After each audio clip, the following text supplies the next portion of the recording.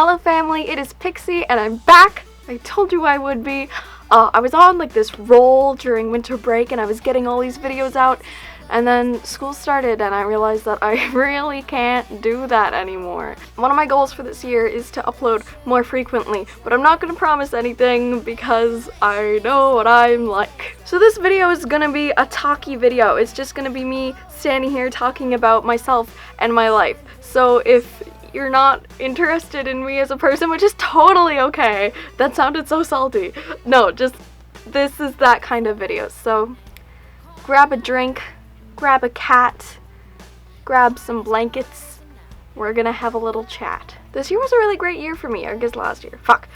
2015 was a great year for me. A lot of really great things happened, and for the most part, I don't think there was anything too awful. So I mean, I'm doing good. I'm gonna tell you some of the crap that I did / that happened to me / accomplishments. And yeah, this year, I'm gonna say this year 1,700 times in this video. In 2015, I was asked by the coordinators of Animaritime, Eastern Canada Anime Convention, to be a guest as Pixielocks and host a panel and do VIP signy guesty things, which was incredibly fucking amazing and really flattering and just like this really weird but great experience. Fun fact, if you meet me in real life and like even bring up YouTube, I don't know how to respond. Oh god, but it was a really great experience. So I hosted a panel on blogging and, you know, tips and tricks to grow your following and have success and just have fun and all that sort of thing. And I also participated in the masquerade or costume contest for the first time ever in my life and won like the big shebang, and I'm still in shock from that. If you watch my Animaritime video, you will see just me not knowing what the fuck is going on, because it was my first, not the first cosplay I was proud of, but the first cosplay that I made with the intent to enter the contest. And like I was going and like every seam that I stitched knowing that the judges would be like looking at the stitch. And then I got there and I had my do-a-tang of neatly organized progress pictures, and I danced the dance and I almost puked, and then I won Best in Show and I cried on the stage and after, and I called my mom.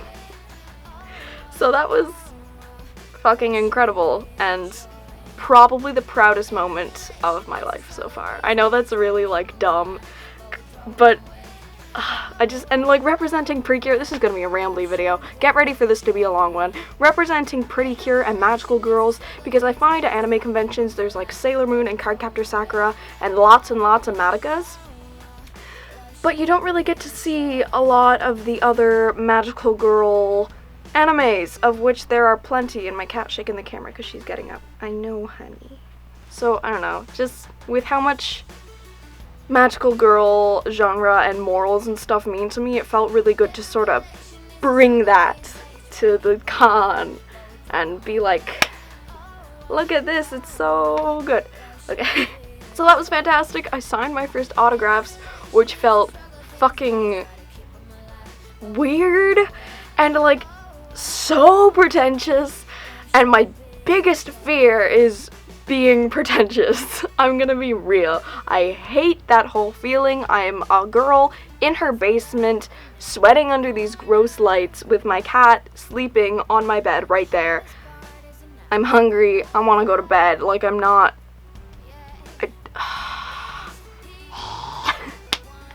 I just want to be as real as possible with you guys. So it was really amazing and cool to have people who like wanted my signature to keep because they like me as a person, but I was also like, oh god, I'm such a bitch. That was fun though. Hopefully they'll have me back next year, because I go every year to this con, which I think is nice for like the first time you're a guest to be a con you're already used to.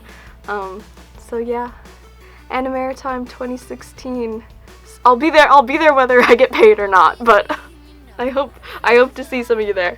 So that was a fantastic experience and really nice and fun.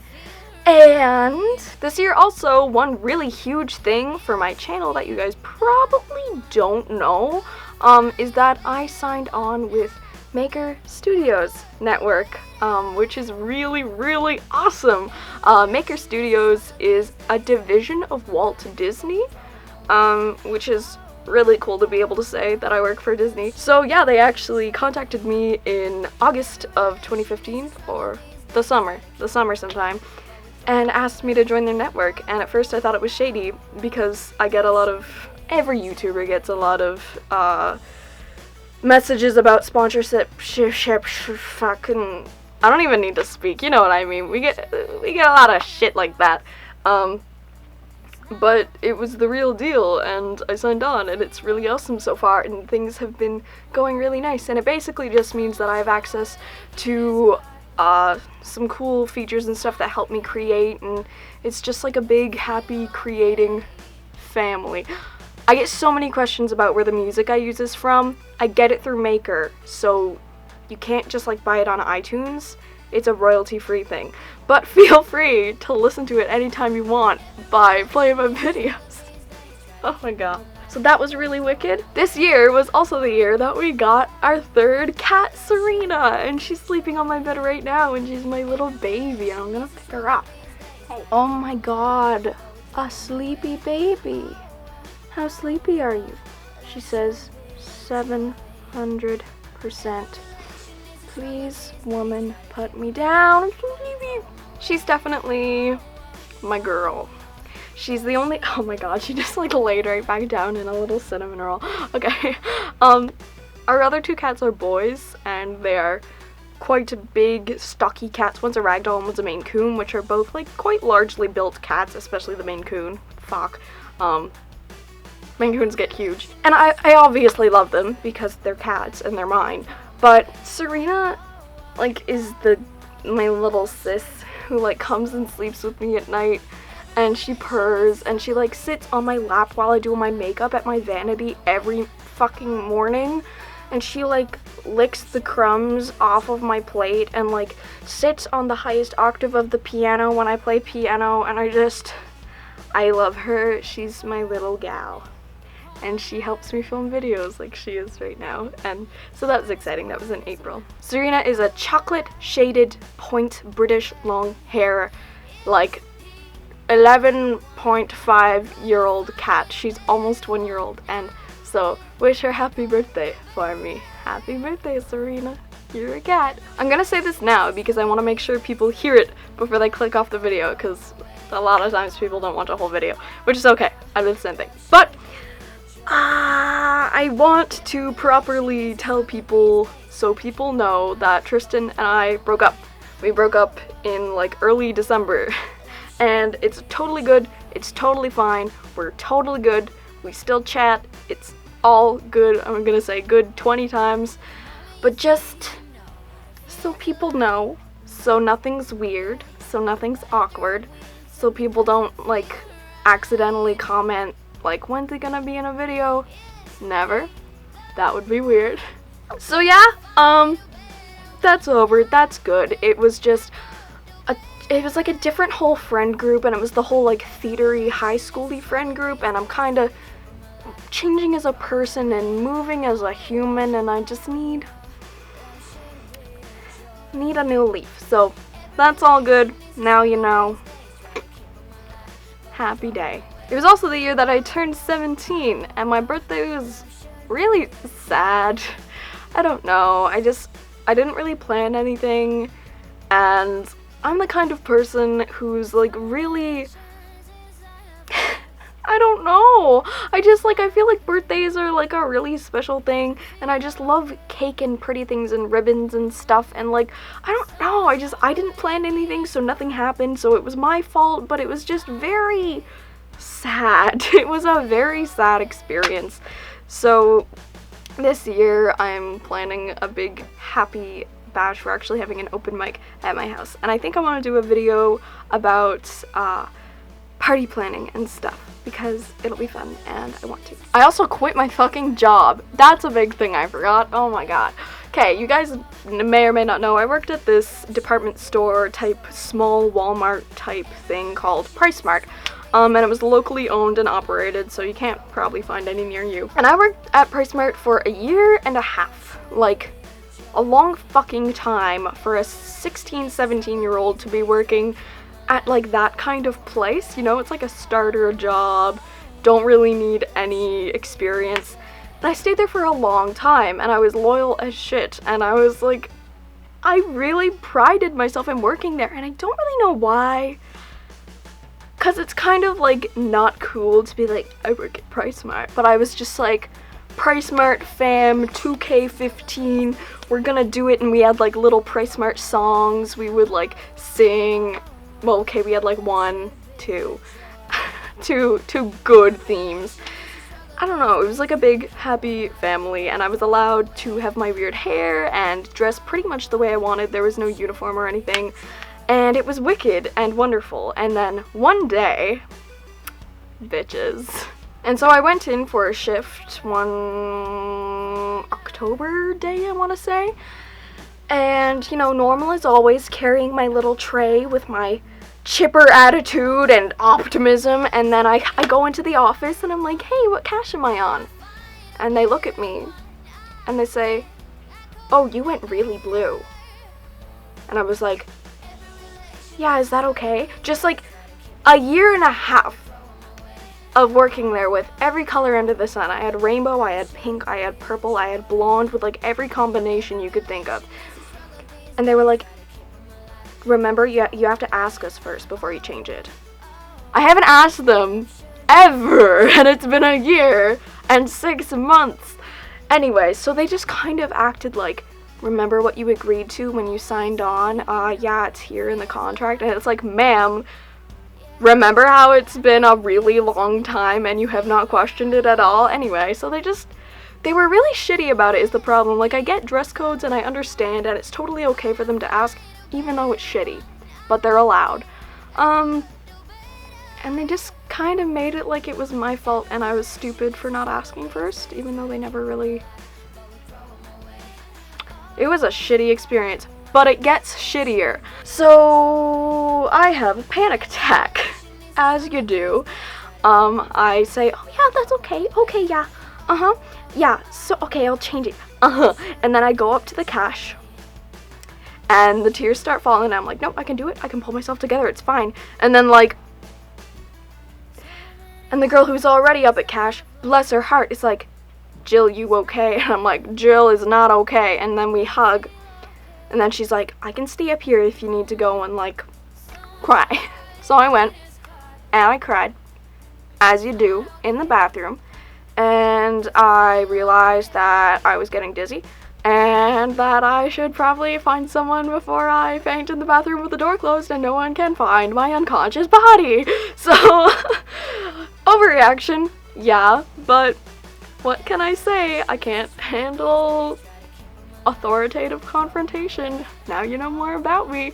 So, I was in the bathroom for like, I don't fucking know how long. It's honestly a blur. And I like half pulled myself together enough that I was convinced I was gonna go up on cash and I was gonna just get through the fucking 5-hour shift and I was gonna do it.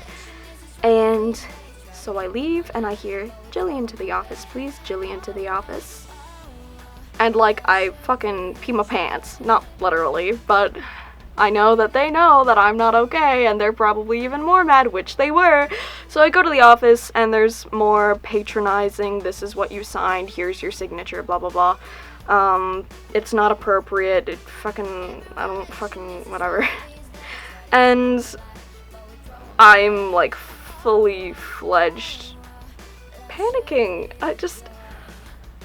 I don't know why, because I'm thinking there's no way I can go to work next shift with colored hair, with non-colored hair, and not cry. Like, there's no way. Just because of the principle, you know?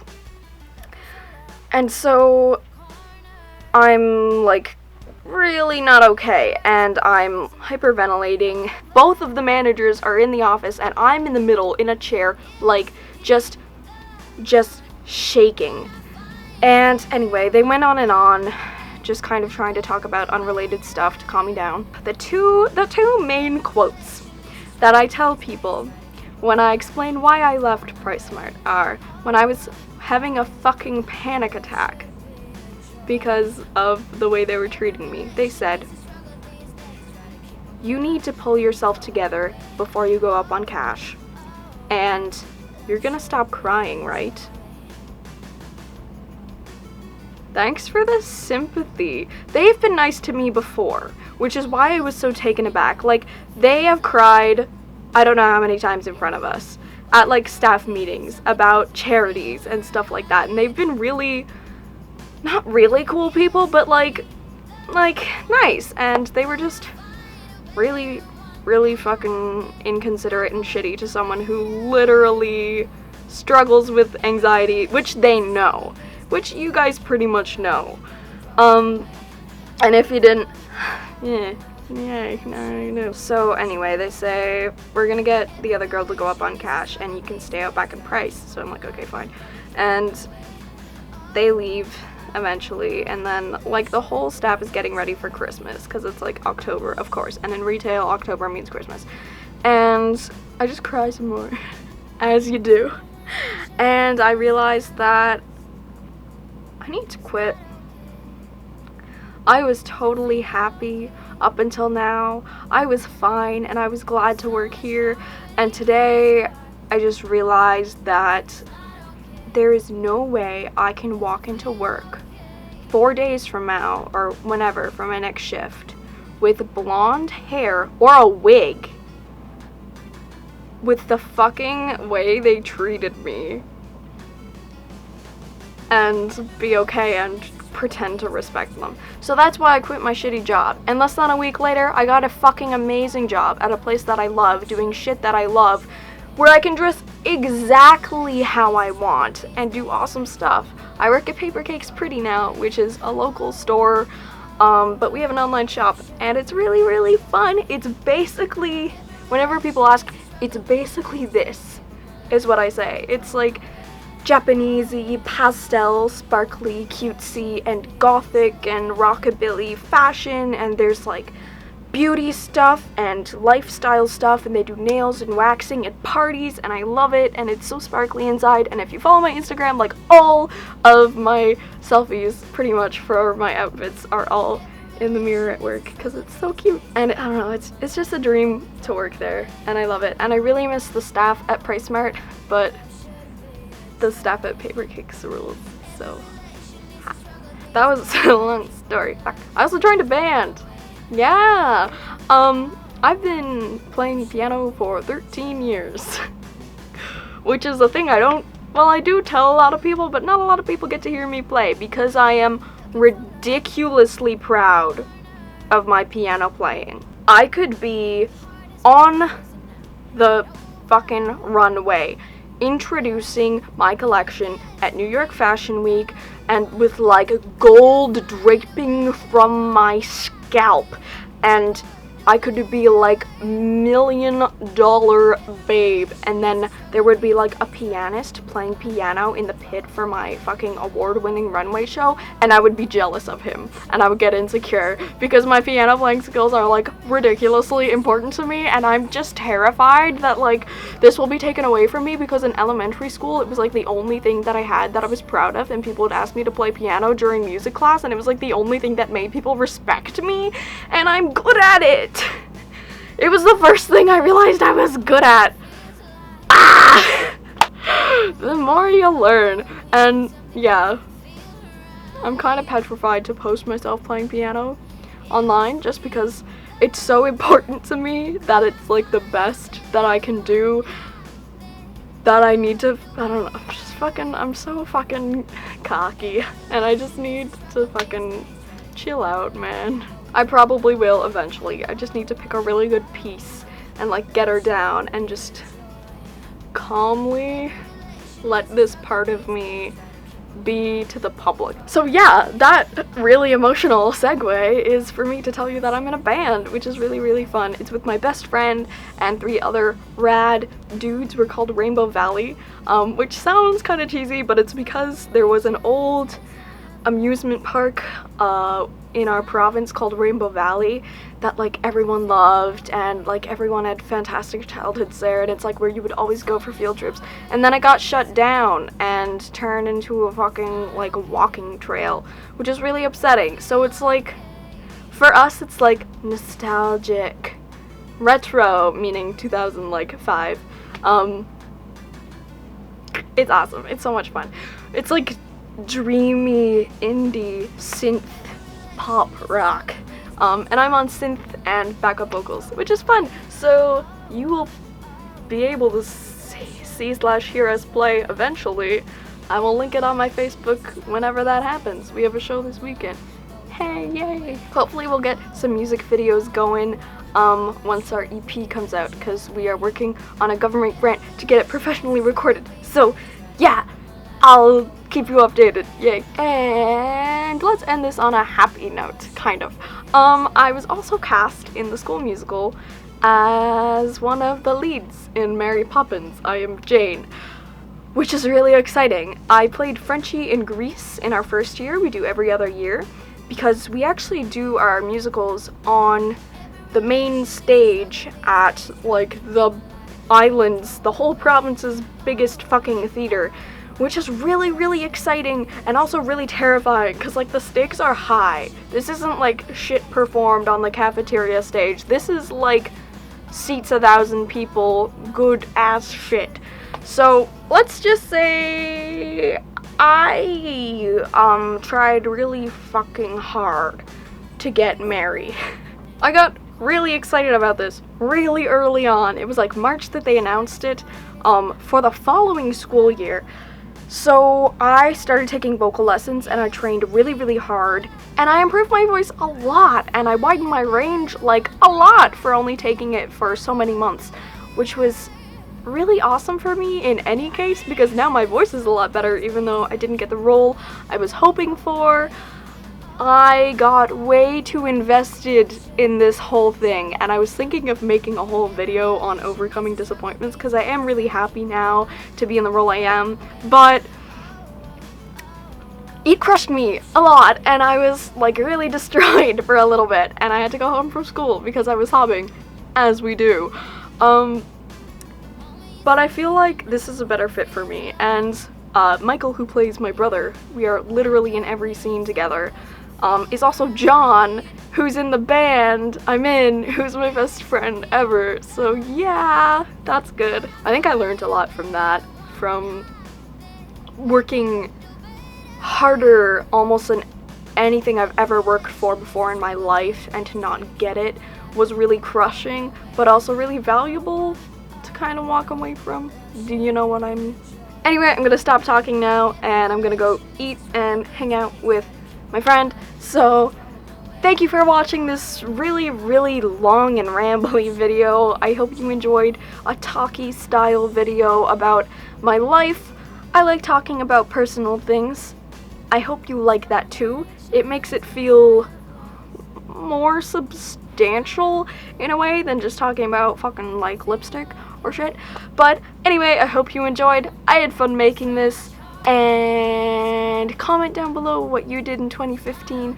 Do you have any resolutions for 2016? I sure don't, except to like, I don't know, document my year more. I'm taking more really cheesy Polaroid pictures, like a pleb. I love you guys so, so much, and I will see you next time. Bye!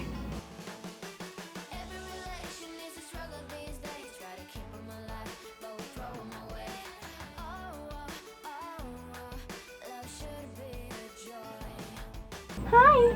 Hi! Hi! Hi! Hi! Hi! Yeah! Yeah! Yeah! Yes!